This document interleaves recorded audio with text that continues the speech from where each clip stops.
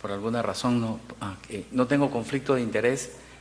En cuanto al dolor torácico, miren ustedes que 6 millones de visitas de pacientes con dolor torácico se hacen en los Estados Unidos. Es la segunda causa de queja en los cuartos de urgencia y tiene muchas etiologías el dolor torácico, porque involucra la aorta, los pulmones, el esófago, el estómago, la pleura y la víscera abdominal. Entonces, en cuanto a la enfermedad cardiovascular, permanece siendo prácticamente el que mata a los adultos. A los 28 días la tasa de mortalidad es 10% y menos de 15 a 30% de los pacientes que entran al cuarto de urgencia terminan en angina inestable o un infarto. Esto es un aspecto importante en los Estados Unidos. Si tienen un indicador o un pointer, si me lo pueden prestar. En Estados Unidos esto es motivo de demanda, el que se falla en realizar un electrocardiograma en un paciente de dolor torácico. La causa número 2 de demanda es en malinterpretar el electrocardiograma, fallar para registrar la evaluación clínica, que el paciente llegue a urgencia y yo investigue el dolor torácico, la génesis del dolor torácico, es otro de los motivos. Y la interpretación de anormalidades de la onda T y el segmento ST es la causa número 1 en la lectura del electrocardiograma en un cuarto de urgencia con un paciente en el dolor torácico. Entonces, en cuanto a las características del dolor, tenemos que ver el comienzo del dolor, eso es importante. Ya desde 1947 se sabe en la Universidad de Harvard que en experimentos animales a los 20 minutos comienzan a haber daños estructurales en el miocito, razón por la cual el tiempo es músculo, como se dice, y yo tengo que saber a qué hora comenzó el dolor del paciente. Gracias. Entonces, ver qué lo alivia, qué lo mejora, la calidad del dolor también, si es un dolor opresivo, pleurítico, es un dolor agudo, la irradiación, si va a la espalda, va a la mandíbula, o si va a los hombros, eso es importante. Entonces, esta es una forma de cómo abordar un paciente con solo el electrocardiograma. Si hay sospecha en el electrocardiograma, es un paciente de alto riesgo, 16%, pero esto es algo interesante. Si hay isquemia en el electrocardiograma y el paciente no tiene sospecha del electrocardiograma, no tiene factor de riesgo, miren ustedes, el riesgo es muy bajo, 1%. Si el paciente tiene un solo factor de riesgo, llámese, es hipertenso, es diabético, es delipidémico, tiene una historia familiar prematura de aterosclerosis o es un paciente obeso sedentario, 4%. Si el paciente no tiene sospecha en el electrocardiograma y tiene 2 o más factores de riesgo, entonces es 8%. Pero si el electrocardiograma es de sospecha, si es de sospecha para isquemia y el paciente tiene 2 o más factores de riesgo, es 16%. Quiere decir que de cada 10 pacientes que yo veo, 2 probablemente tienen enfermedad coronaria. Eso es altísimo. En cuanto a las características del dolor, como ya lo vimos, la duración de los síntomas, concomitantemente los signos vitales de valor y el estatus cardiovascular del paciente, al igual que el sitio del dolor y el tiempo. Y cuando un paciente, se dice que cuando un paciente está gravemente enfermo, él solo aspira a tener una cosa, y es tener al frente el mejor médico del mundo para que le salve la vida. Eso es algo importante. Todo paciente grave en un cuarto de urgencia, esa es su aspiración, tener el mejor médico del mundo que pueda dar su diagnóstico y rápidamente su tratamiento. Entonces, si el paciente tiene dolor en el pecho y yo estoy en el cuarto de urgencia, yo tengo que pensar las patologías que pueden matar a mi paciente. ¿Cuáles son? Que el paciente esté en un infarto, que el paciente tenga una disección aórtica, que tenga un embolismo pulmonar, que tenga un neumotórax a tensión y que tenga un tamponade pericárdico o una ruptura esofágica. Si yo tengo en mente estas 6 patologías, yo desarrollo un alto índice de sospecha. Estas son las patologías que pueden matar al paciente. Entonces, ¿qué debemos hacer? En cuanto a los pacientes que tienen, por ejemplo, aneurisma aórtico, hay factores que me hacen pensar como degeneración de la pared aórtica, la edad, el uso del cigarrillo, hipertensión crónica y el uso de la cocaína, que es frecuente en estos pacientes, al igual que algunos trastornos como el síndrome de Marfan, la coartación aórtica, el embarazo y el uso de cocaína, como ya lo vimos. Miren ustedes, por ejemplo, en disección aórtica, el dolor torácico para el tipo A, que es a nivel de la raíz aórtica, 80%, para el tipo B, por debajo de la subclave, 63%. Y en estas modalidades es importante saber, para buscar disección aórtica, que el ecotransesofágico, la angioresonancia magnética y la angiotomografía coronaria, miren ustedes la especificidad, 100, 95 y 100, pero nunca olvidar que estas tres modalidades son operador dependiente. Nunca se me olvida, estaba en entrenamiento en la Universidad de Temple y había llegado un paciente con dolor en el tórax que había parado a un lado del highway, y estando allí llegó a la sala de urgencia, se evaluó, estaba hipertenso y se buscó, se hizo ecotransesofágico y se hizo una angiotomografía. Se mantuvo el paciente tres días y el paciente se mejoró, se fue a la casa teniendo relaciones sexuales con su esposa, quedó parapléjico, regresó a la urgencia de Temple y se metió a la sala de hemodinámica que estaba disecado desde la raíz aórtica hasta abajo. Se presentó en un ground round, en una conferencia, incluyendo todos los cardiólogos, habíamos más de 12.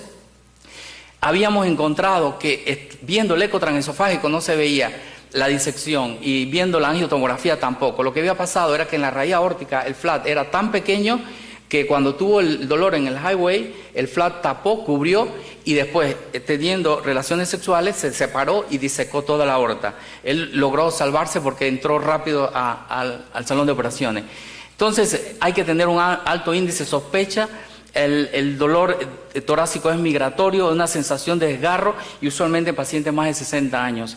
¿Y qué hacer con ellos? El tipo A, que es quirúrgico, el tipo B, si no se complica es médico, si se complica involucra ramas o se expande o hay ruptura, va a cirugía. Y a largo plazo el uso de betabloqueadores con imágenes seriadas 3, 6, 12 meses y reoperación si está indicado posteriormente. Para el dolor torácico por enfermedad coronaria hay muchas manifestaciones como presión, apretazón, sensación de quemazón, sensación de llenura y sensación de opresión. Para los que están presente en el cuarto de urgencia, siempre le digo al paciente, hay una mnemotecnia muy fácil: todo dolor debajo de la mandíbula, la boca, el estómago, centro torácico, primero descartar que sea del corazón. Posteriormente, si es un reflujo, una gastritis, es otra cosa, pero nunca tomar en cuenta esto. Y recordar que pacientes diabéticos mayores de 65 años de edad incluso pueden decir: doctor, siento es una angustia. Ninguna de estas manifestaciones. Entonces, en cuanto a la relación con el esófago, tienen ambas la misma inervación y pueden dar síntomas clásicos iguales. Lo puede provocar el ejercicio o la emoción, y el descanso o los nitratos lo mejoran. Siempre hay que pensar que el paciente puede tener un reflujo, puede tener una hernia atal y tener enfermedad coronaria, o sea que eso puede tener las dos. Nunca pensar porque el paciente dice dolor urente, esto se trata de un reflujo, se trata de una gastritis y me voy y me quito de encima la enfermedad coronaria. No, recordar que pueden estar las dos presentes. Y algunas pistas, por ejemplo, para la relación con el esófago, cuando el dolor es persistente por más de 1 hora, pero recuerden que la angina también lo puede hacer, el infarto ocurre postprandialmente y está asociado a pirosis, regurgitación disfagia. El dolor algunas veces se libera con el antiácido, que pueden también enmascarar cuando se trata de un dolor por enfermedad coronaria. Las enzimas cardíacas no nos ayudan mucho, esto es algo que siempre lo explico. La Organización Mundial de la Salud define que cómo yo hago el diagnóstico de infarto. Ellos dicen que se hace por 2 criterios de 3: enzimas cardíacas, dolor torácico y electro. ¿Qué estamos haciendo? Solamente estamos utilizando el electrocardiograma y la clínica del paciente. Y ahora le voy a explicar de qué manera lo hacemos. Este es tomografía coronaria, y se hizo este estudio en 450 pacientes con enfermedad coronaria en el score de Aganson. Si tenían menos de 600, el valor predictivo positivo era 91%. Recordar que valor predictivo positivo significa si tengo 91 pacientes con un score por debajo de esto, la posibilidad de tener enfermedad coronaria es mucho más baja si lo comparo contra 1000, 1500, 2000, 3000 de score de calcio. Este es un electrocardiograma para que ustedes vean la alternancia eléctrica cuando se sospecha un tamponaje cardíaco. Ustedes lo ven aquí, sobre todo se ve en B3, B4, B5. Quizás este es el primer dato de tamponaje cardíaco. Lo puedo ver en un monitor. En la sala hemodinámica, solamente ver alternancia eléctrica probablemente es el primer signo de tamponaje cardíaco. Desde el monitor, cuando encuentro este hallazgo, y ni hablar si lo veo en el electrocardiograma. Y en el ecocardiograma, obviamente, con una efusión pericárdica y colapso telediastólico del atrio derecho. Los hallazgos, usualmente, estos datos, a pesar de que aquí se habla de taquicardia sinusal, presión venosa yugular, pulso paradójico solamente y frote pericárdico, estos tres se presentan en 30%, que es la famosa triada de Beck. También puede haber bajo voltaje y lo que habíamos hablado de alternancia eléctrica. En el embolismo pulmonar que lo hablamos ayer, miren ustedes, para el diagnóstico de embolismo pulmonar, el diagnóstico pronto reduce la mortalidad. La presentación es variable, pero cuando se ven los síntomas, hay que recordar, un paciente con taquicardia, taquipnea, y el paciente dolor torácico, que son los tres más frecuentes, y llega al cuarto de urgencia y tiene una desaturación de menos de 90, prácticamente nosotros tenemos que ir adelante con estudios para descartar embolismo pulmonar. Hay una gama de síntomas, pero esos son los que más frecuentemente aparecen. Aquí lo ven, taquipnea y taquicardia también. El neumotórax, atención, estos son los factores de riesgo: el cigarrillo, la historia familiar, el síndrome Marfan, homocistoemia y la endometriosis torácica. Y de igual forma ocurre cuando el paciente está en reposo, usualmente va entre las edades de 20 a 30 años. Es de inicio súbito la disnea y el dolor pleurítico. Y aquí ven una imagen de un neumotórax, y si es menos de 2 centímetros se observa el paciente, más de 2 centímetros se pone tubo endopleural, y ni hablar si está hemodinámicamente inestable. Recordar siempre buscar la línea pleural, y en el paciente con enfermedad pulmonar obstructiva crónica puede ser difícil la evaluación del neumotórax.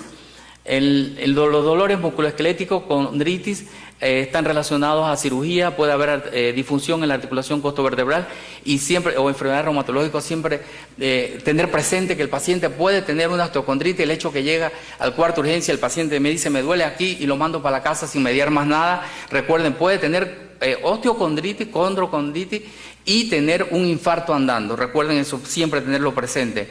En pericarditis, el dolor es retroesternal, súbito en el comienzo, es pleurítico en su naturaleza, se exacerba con la inspiración profunda. Y este dato es importante: si ustedes acuestan, el paciente empeora. Si el paciente está sentado y se inclina hacia adelante, él mejora, y si respira profundo, el dolor se exacerba. El frote pericárdico puede aparecer en 85%. Este es un hallazgo importante, un desnivel que hay en el intervalo PR en el electrocardiograma, pero este es el más llamativo. Esto no lo da un infarto. Ustedes ven todo, hay una elevación del ST en el famoso signo de la bandera en todas las derivadas, con infradesnivel en el ABR. Esto es de una pericarditis, y este es el tratamiento, la dosis con aspirina, y algunas veces usa colchicina o glucocorticoides. Y recordar que hay algunas presentaciones atípicas, como el dolor pleurítico, que usualmente tiene una localización primaria. Usualmente el paciente describe dónde le duele, es constante, y puede haber algunos episodios cortos de dolor también. ¿Y qué hemos hecho en el Hospital Punta Pacífica, donde yo trabajo? Nosotros, en aras de buscar una forma de cómo evaluar los pacientes con dolor torácico, quizás este es el mensaje para llevar a casa, nos reunimos durante un mes como el hospital está afiliado a Johns Hopkins. Ellos tienen un centro de dolor torácico, y esto es lo que se ha estado haciendo en algunos centros. Nos reunimos durante un mes y teníamos múltiples problemas. Uno, para establecer el equipo multidisciplinario. Ese fue el primer problema que confrontamos, para que cuando el paciente llegara rápidamente hubiese una enfermera entrenada en dolor torácico. Al mismo tiempo, el personal del Centro Cardiovascular Diagnóstico, por si el paciente en los diferentes niveles que le voy a presentar necesitaba un estudio no invasivo o pasarlo a hemodinámica, cómo podíamos ganarle tiempo al tiempo.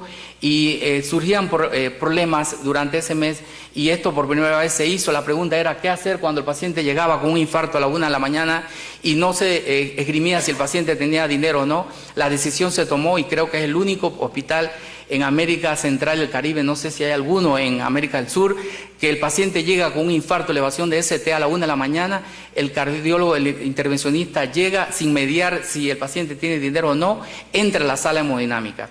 Y ahora le voy a comentar sobre ese aspecto económico, que fue uno de los más difíciles poder negociar, de que es el único hospital que se hace el diagnóstico de elevación de ST y no se investiga, en 5 minutos está dentro de la sala hemodinámica, después se averigua si el paciente tiene dinero o no. Entonces, ¿qué fue lo que se hizo?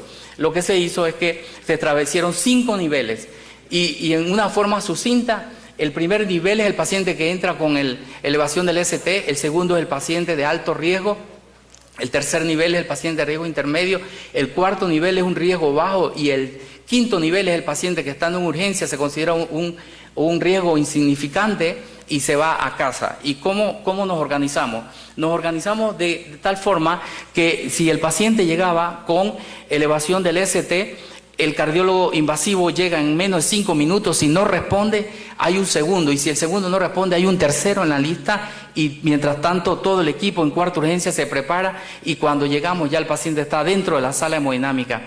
Y como ustedes ven aquí, los médicos están entrenados en cuarta urgencia, entra a 10 minutos de llegada el paciente y de inmediato el médico de urgencia firma y coloca la hora en el electrocardiograma y establece la alerta inmediatamente. Ellos ya sin llamar cardiólogo van tomando control en el acceso venoso, el triage cardíaco, todo esto se hace automático. El paciente con características de alto riesgo, aquel paciente que tiene, se solicitan las enzimas cardíacas, pero si hay depresión de la onda ST, y miren ustedes, ahí el cardiólogo tiene 30 minutos para llegar, pero inmediatamente se va iniciando el protocolo de dolor torácico con aspirina, nitro, morfina, y esto para los pacientes de alto riesgo. El cardiólogo decide en 30 minutos al paciente de alto riesgo con estas características de dolor, que usualmente angina de recién inicio con un dolor prolongado en reposo de más de 20 minutos, si lo lleva rápidamente a la sala hemodinámica.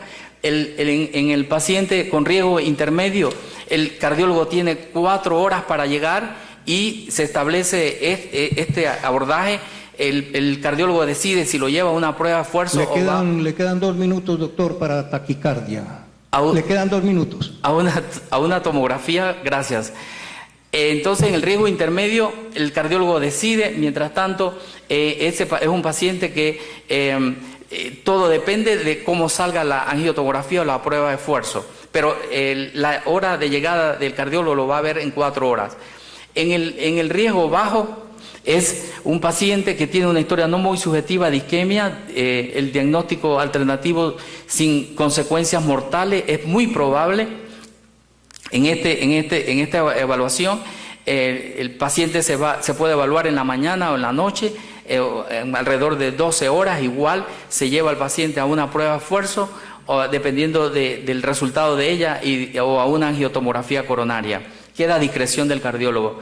Y en el riesgo insignificante es una historia completamente inconsistente con síndrome coronario. El electro es normal, no es diagnóstico sin cambio, evidencia clara y objetiva de etiología no isquémica. Es aquel paciente que llama mujer de 35 años de edad con un dolor atípico totalmente. Y este paciente, el electro es normal, las enzimas cardíacas es normal, el triage totalmente normal. Se va a su casa y se contacta al médico cabecera en 24 o 48 horas. Y increíblemente este paciente, un paciente de 53 años, fue el primero que llegó al centro de dolor torácico. No sé cómo le llaman acá, pero este era el mano derecha del Contralor de la República, o sea, el que maneja el dinero del país. Y cuando yo lo abordé, tenía estos antecedentes. Su mamá había sido operada a los 40 años. Su hermano había tenido infarto a los 45 años y había llegado 30 minutos. Él hacía ejercicio 1 hora todos los días, acababa de hacer ejercicio, estaba en su oficina firmando cheque, me imagino, y le dio el dolor torácico, llegó al cuarto de urgencia, ahí lo abordé y fue el primero. Y el problema de él era que no aceptaba ir a la sala hemodinámica porque no tenía dinero. Y conversamos, hablamos con la esposa y al final no lo podía creer, que cómo él iba a entrar si no tenía dinero, y lo metimos a la sala hemodinámica. Bueno, con este electrocardiograma ustedes ven que hay ausencia de los vectores de R y el signo de aleta de tiburón o domo de delfín con un dolor típico. Lo llevamos a la sala hemodinámica y tenía una DA. Se la abrimos, el paciente fue sometido a un programa de rehabilitación que se llama la caminata nórdica, y ese trabajo ganó el tercer lugar en el Congreso Centroamericano del Caribe. Y este paciente, él tiene 1.200 trabajadores en el ministerio donde él trabaja y está animado con el programa que nosotros tenemos. Quizás el mensaje para llevar a casa es uno: ustedes pueden salvar vidas con solamente el examen físico.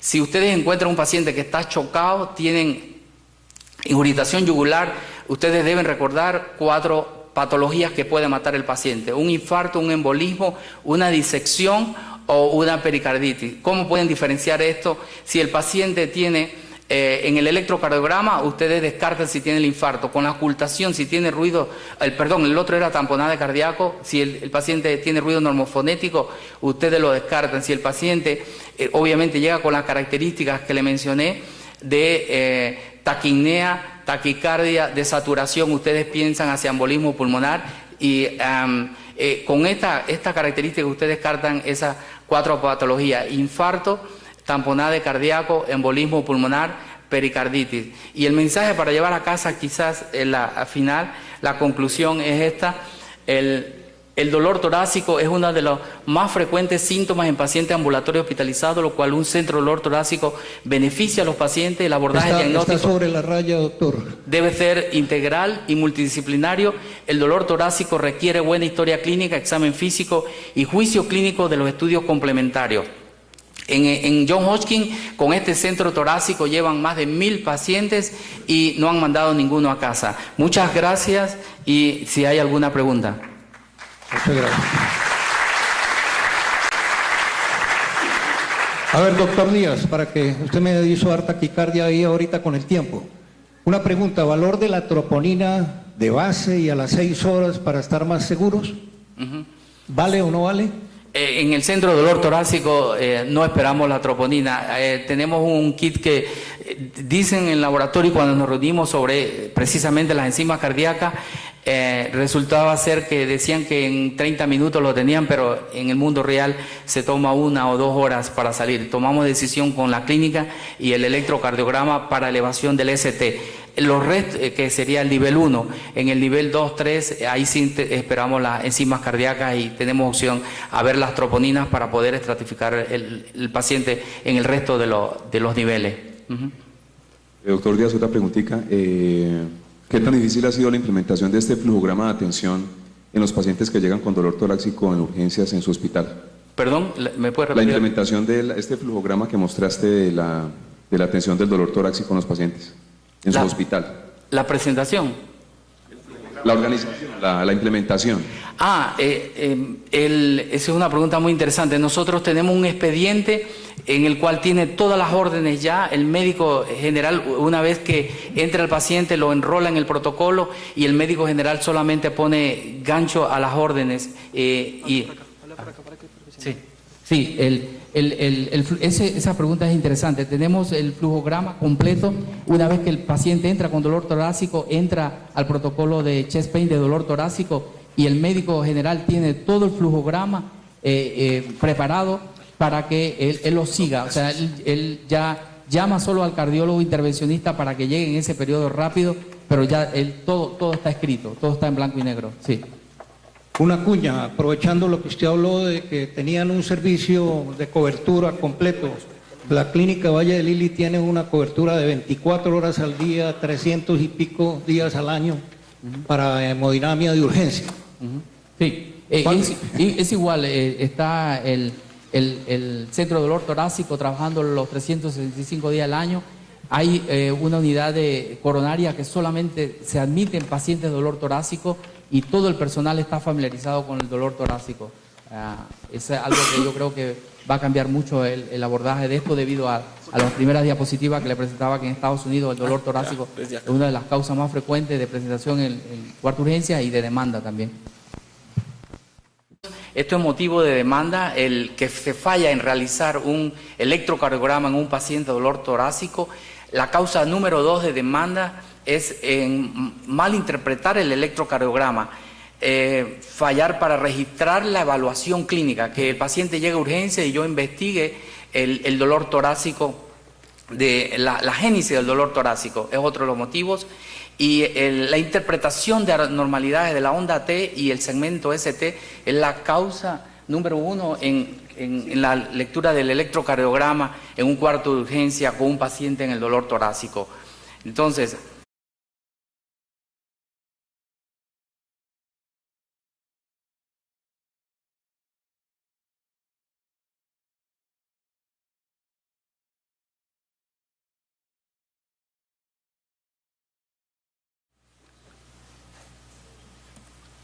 por alguna razón no tengo conflicto de interés. En cuanto al dolor torácico, miren ustedes que 6 millones de visitas de pacientes con dolor torácico se hacen en los Estados Unidos. Es la segunda causa de queja en los cuartos de urgencia y tiene muchas. En cuanto a las características del dolor, tenemos que ver el comienzo del dolor, eso es importante. Ya desde 1947 se sabe en la Universidad de Harvard que en experimentos animales a los 20 minutos comienzan a haber daños estructurales en el miocito, razón por la cual el tiempo es músculo, como se dice, y yo tengo que saber a qué hora comenzó el dolor del paciente. Gracias. Entonces, ver qué lo alivia, qué lo mejora, la calidad del dolor también, si es un dolor opresivo, pleurítico, es un dolor agudo. La irradiación, si va a la espalda, va a la mandíbula, o si va a los hombros, eso es importante. Entonces, esta es una forma de cómo abordar un paciente con solo el electrocardiograma. Si hay sospecha en el electrocardiograma, es un paciente de alto riesgo, 16%, pero esto es algo interesante. Si hay isquemia en el electrocardiograma y el paciente no tiene sospecha del electrocardiograma, no tiene factor de riesgo, miren ustedes, el riesgo es muy bajo, 1%. Si el paciente tiene un solo factor de riesgo, llámese, es hipertenso, es diabético, es lipidémico, tiene una historia familiar, etiología del dolor torácico, porque involucra la aorta, los pulmones, el esófago, el estómago, la pleura y la víscera abdominal. Entonces, en cuanto a la enfermedad cardiovascular, permanece siendo prácticamente el que mata a los adultos. A los 28 días la tasa de mortalidad es 10% y menos de 15 a 30% de los pacientes que entran al cuarto de urgencia terminan en angina inestable o un infarto. Esto es un aspecto importante en los Estados Unidos. Si tienen un indicador o un pointer, si me lo pueden prestar. No. En Estados Unidos